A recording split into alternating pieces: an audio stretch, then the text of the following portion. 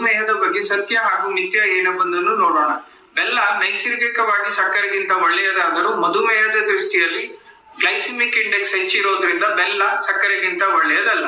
ಇಡೀ ದಿವಸ ಮನೆ ಕೆಲಸ ಮಾಡಿದರೂ ಜೊತೆಗೆ 30 ನಿಮಿಷದಂತೆ ಹೆಚ್ಚುವರಿ 5 ದಿವಸ ಕನಿಷ್ಠ ವಾರದಲ್ಲಿ ವ್ಯಾಯಾಮ ಅಗತ್ಯ.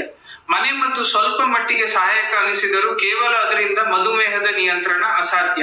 ಸಾಮಾನ್ಯವಾಗಿ ಗರ್ಭಿಣಿಯರಲ್ಲಿ ಕಂಡುಬರುವ ಮಧುಮೇಹ GDM ತಾತ್ಕಾಲಿಕ. 85% ಸ್ತ್ರೀಯರಲ್ಲಿ ಹೆರಿಗೆಯ ನಂತರ ಔಷಧಿಯೇ ಬೇಕಾಗುವುದಿಲ್ಲ, ಆದರೆ ಮುಂದೆ ಹೆಚ್ಚುವರಿ ಎಚ್ಚರಿಕೆಯನ್ನು ವಹಿಸಬೇಕು. ಮಧುಮೇಹಿಗಳು ಆಪಲ್, ಪಪಾಯ, ಪೇರಳೆ ಹಣ್ಣು ತಿನ್ನಬಹುದು, ಆದರೆ ಹೆಚ್ಚು ಸಿಹಿ ಇರುವ ಬಾಳೆಹಣ್ಣು, ಮಾವಿನ ಹಣ್ಣು, ಹಲಸಿನ ಹಣ್ಣು ಬೇಡ.